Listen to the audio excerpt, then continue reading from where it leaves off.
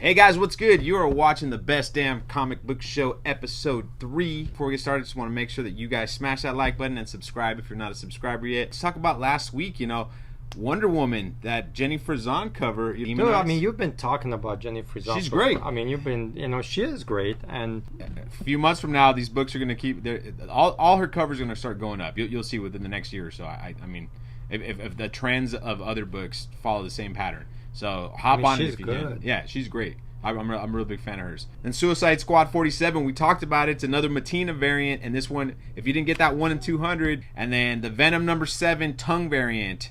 Some people, this kind of just crept up on people. They do that. Marvel does that a lot. Where they'll throw the same image with something and they'll put it in the actual run rather than separate it like a 1 in, 1 out. So the ratio on this, my understanding, it's about a 1 in 12. Right. Okay. Oh, that's a bigger ratio than I thought. I thought it was going to be like 1 in 5. But again, how many people didn't know? Because they don't tell you. Right. They don't tell you that it's coming. They've done it with the Gamora. They've done it quite often.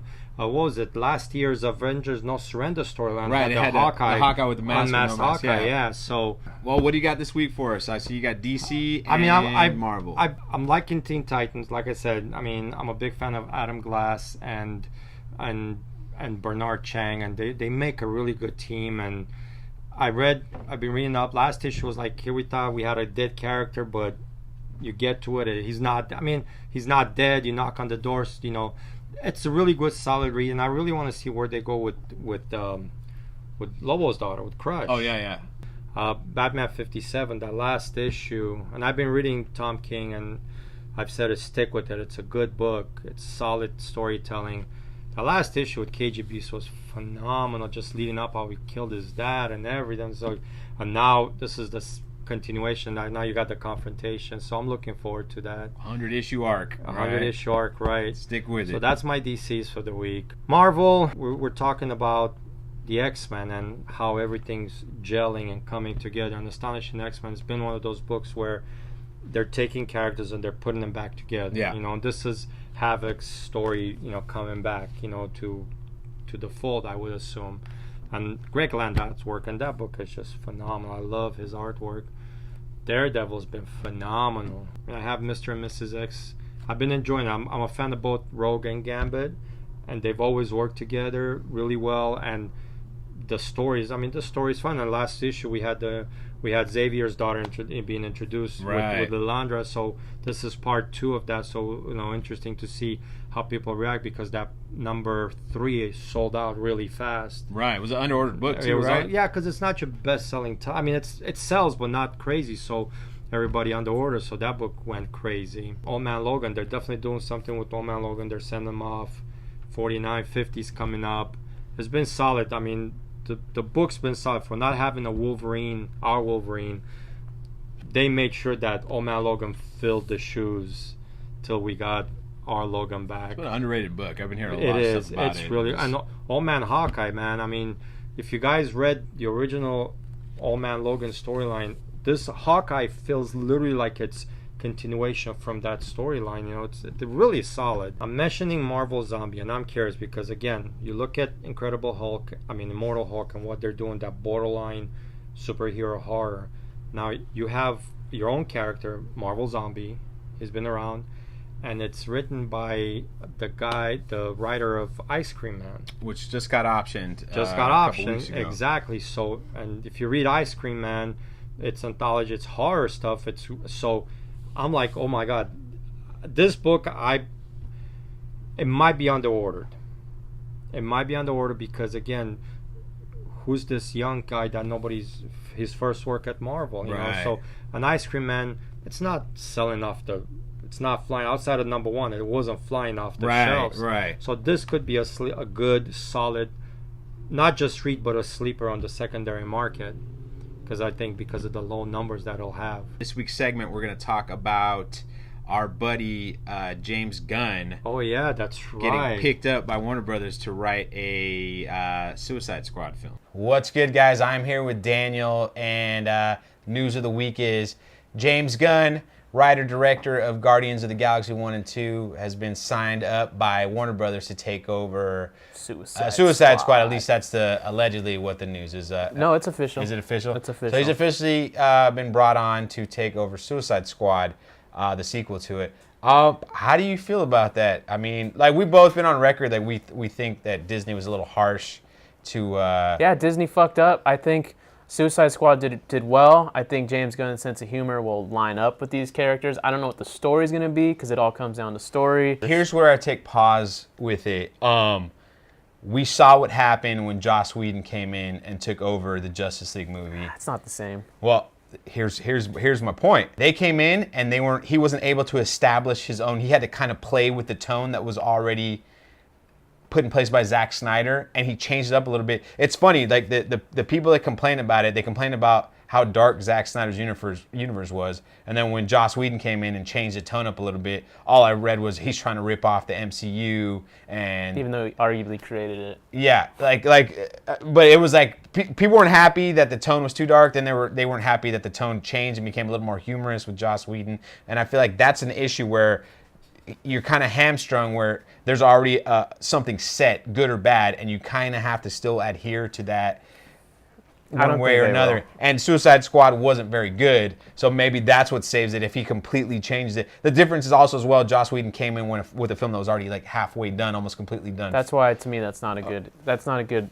because if the movie's good, the audience receive it well, and then the people who do know, I mean, let's be honest. But the people who are complaining, the people that we read about who complain about it are the comic book people. All the comic book people know who James Gunn is now because of Guardians of the Galaxy. Well, they also knew Joss Whedon because of Avengers. Yeah, but it's a different fucking thing because he came in.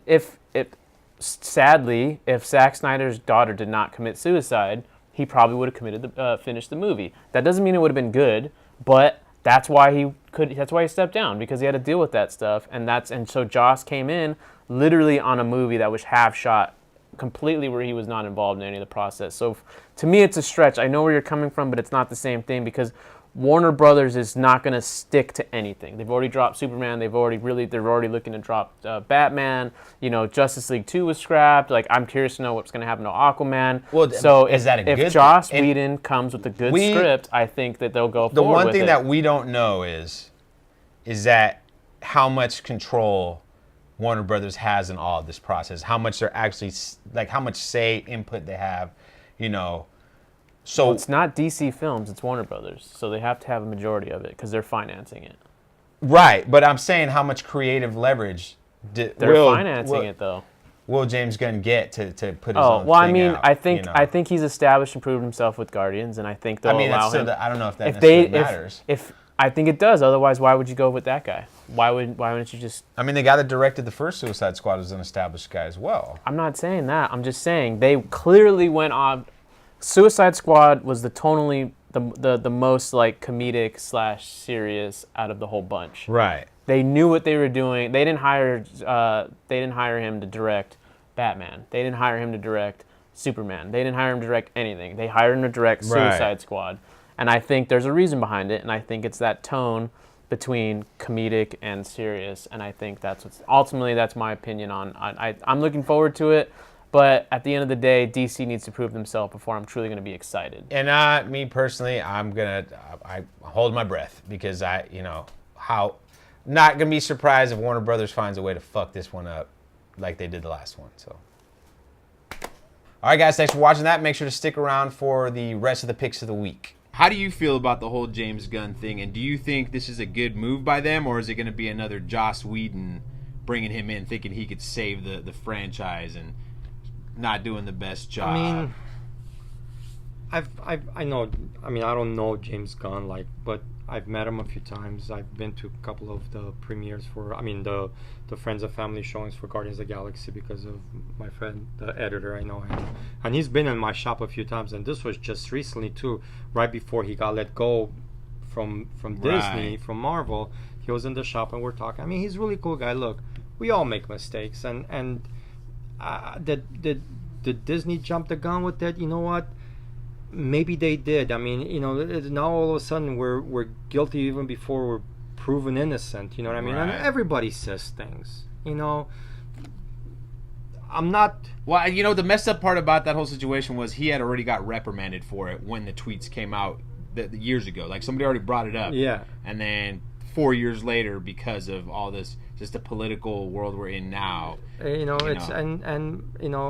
becomes an issue where, and I was having this conversation earlier with another customer of mine where, on the sports end, where the employer lost control of the company. You know what I mean? You're like, literally the smallest thing, you have to be so careful now on who you hire, how you talk to people, what you do, because somebody is going to go up against you and hurt you at your.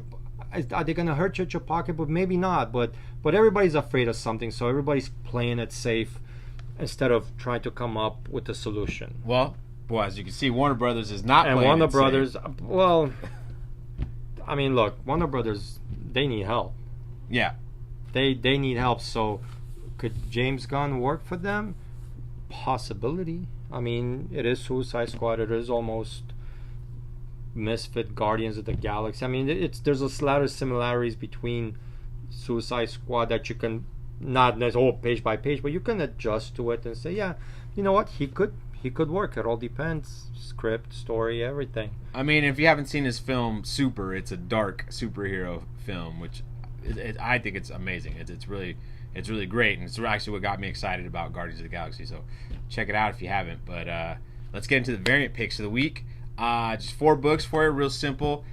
Batman 57. Do I go Italian on him again, Cat? Do I go Italian on him again? Put it out. Francesco Mattina. Once he's just.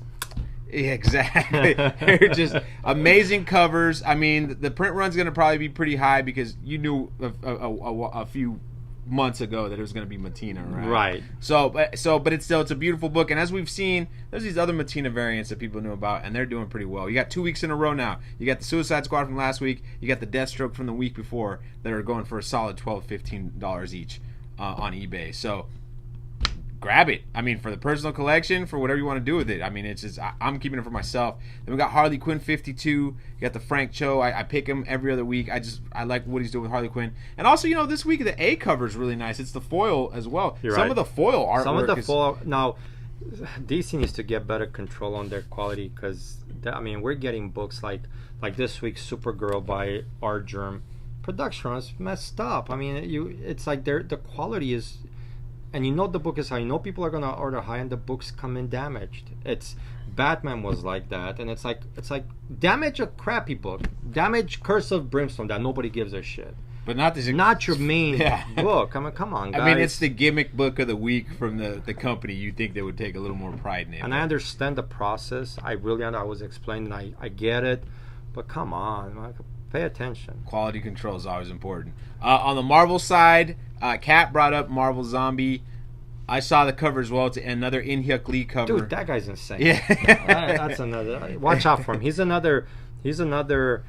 Again, talking to Patrick about the connecting covers. It reminds you. Look at his art, and it's almost like the Djurcevic covers, Marco Djurcevic from back in the day, right, where nobody cared for them because they were on Bookstand. Nobody cared. All of a sudden, the stuff's going off the charts. Absolutely, yeah. I mean, this kid's the same way. You look at him, it's like it's insane. I think the best way of looking at it is recognize art. That's all. Recognize strong artwork. And if you look at this guy's stuff, he has it. He's a talented guy, and pretty soon, you're not going to be getting this stuff for cover price. And then finally, I got Venom Annual #1. It's a Bill Sienkiewicz variant. This one, they showed the artwork for this way back in September, so it's already been out there. People know. I'm pretty sure this one's going to be ordered higher than normal. I hope so. I mean, I don't hope so. I think, again, it is a variant, and a lot of dealers are very skeptical.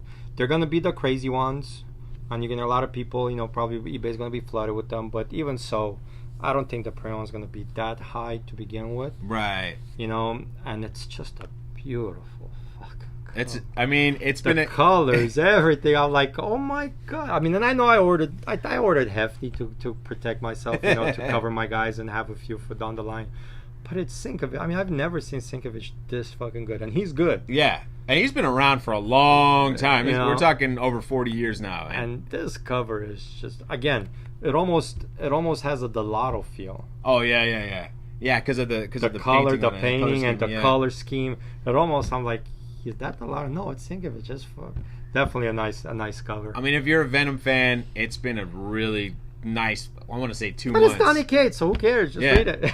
There you go. But anyways, guys, thanks for watching. You know the drill. Smash that like button, subscribe if you're not a subscriber, leave comments, let us know what you think, and we will see you next time. Cat, take us away. Support your local comic book store. You know, support print. Again, every week I say this, but it's very important that we help each other out. You know, the dealers have to do their part, but you guys got to support, pick up your stuff every week. Don't let the dealer sit on it. It's money that's tied up, and it hurts us. So let's keep this going.